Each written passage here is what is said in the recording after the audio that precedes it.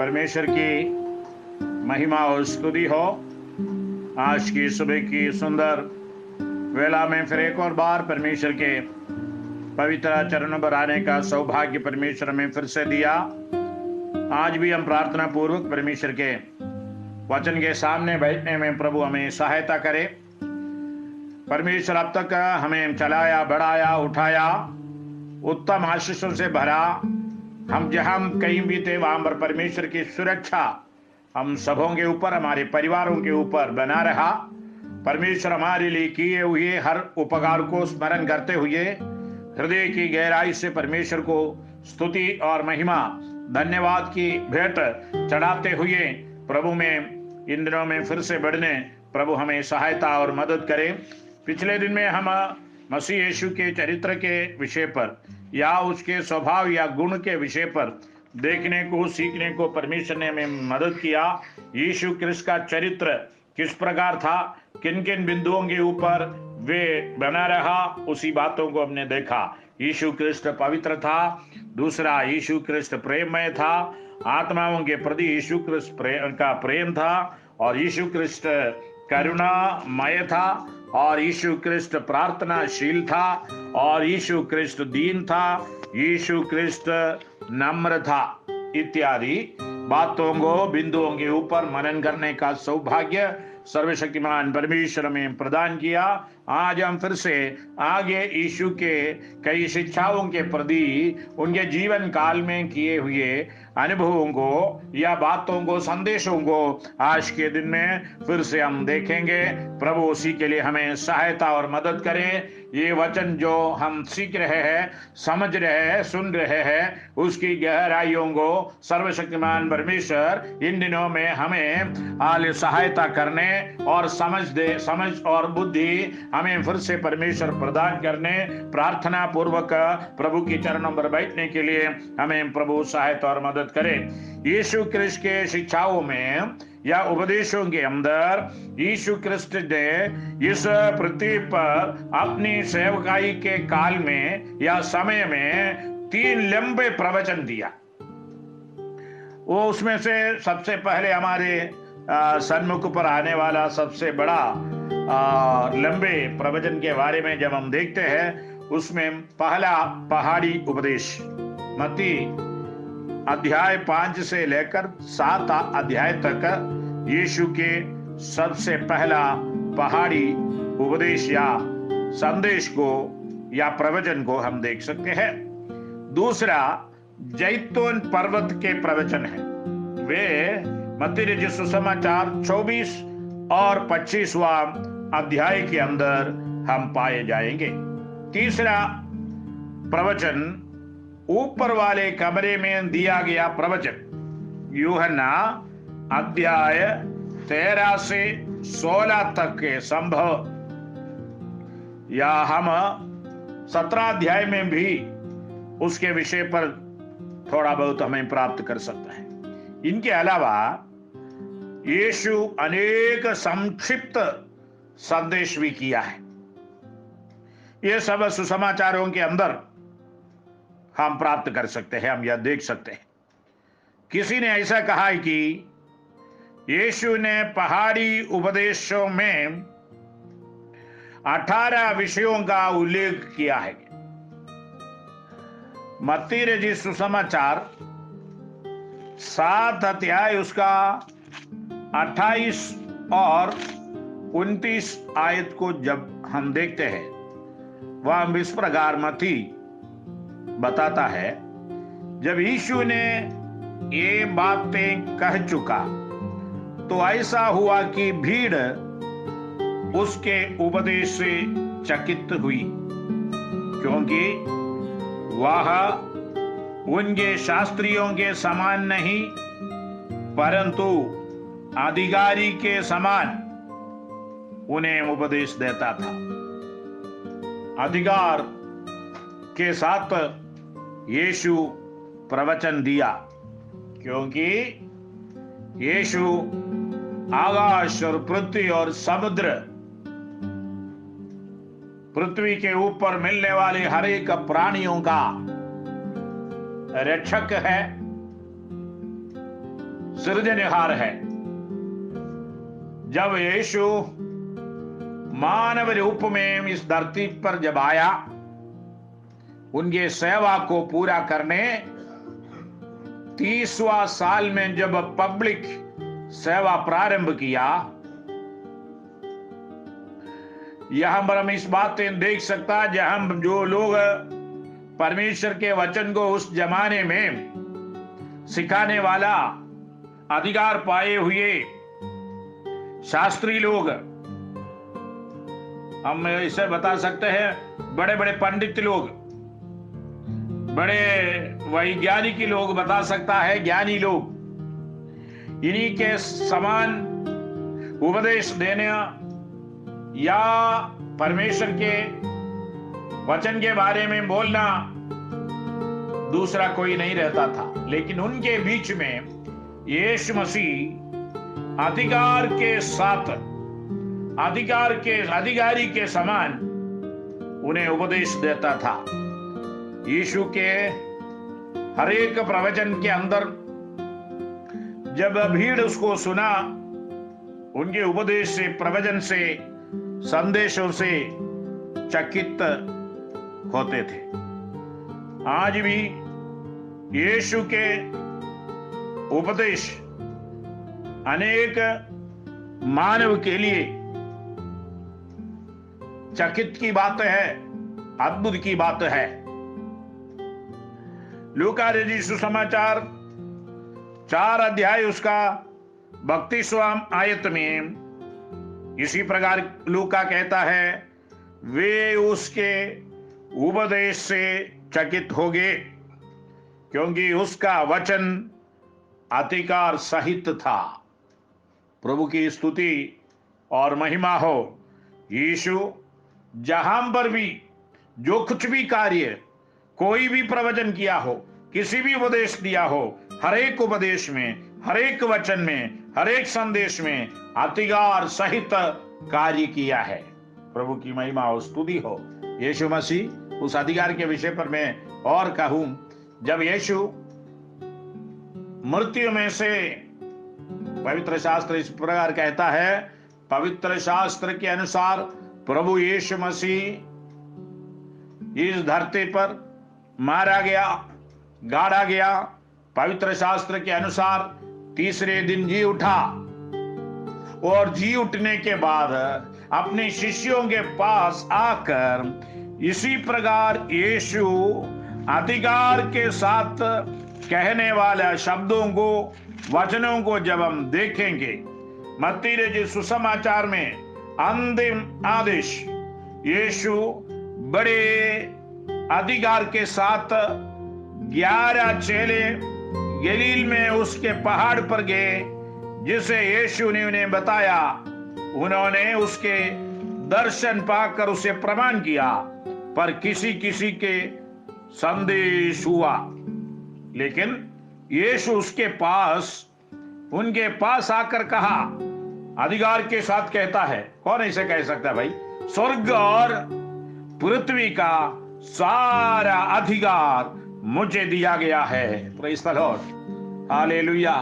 जब यीशु मसीह देह में रहते समय भी अधिकार के साथ वचन को बताया, अधिकार के साथ प्रवचन दिया, अधिकार के साथ आदेश किया। यहां पर भी वो हाल स्वर्ग की ओर उठा लिया जाने पहले अपने शिष्यों से इस बातें कहता है कि स्वर्ग और पृथ्वी का सारा अधिकार मुझे दिया गया है। इसलिए तुम जाओ और सब जाति के लोगों को चेला बनाओ और उन्हें पिता और पुत्र पवित्र आत्मा के नाम से बपतिस्मा दो।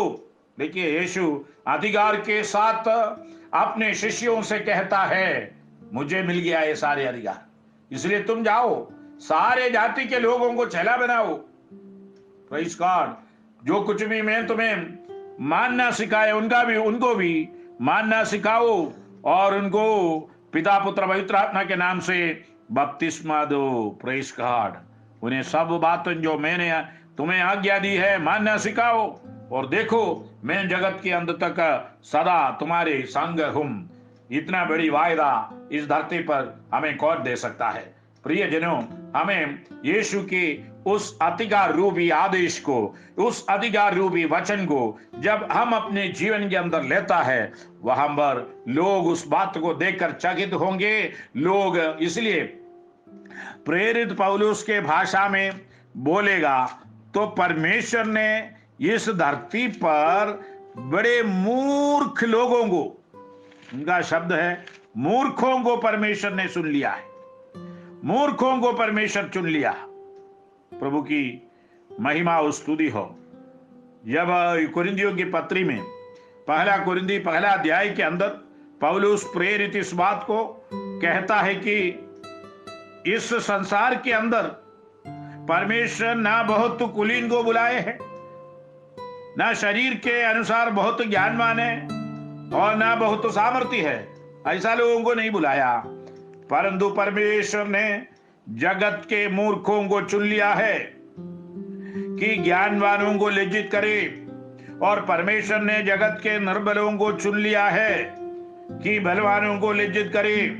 परमेश्वर ने जगत के नीचों और तुच्छों को, वरन जो भी नहीं उनको भी चुन लिया कि उन्हें जो है व्यर्थ ठहराए। यहां पर प्रभु की दास 5 बात कहता है। प्रभु की महिमा हो।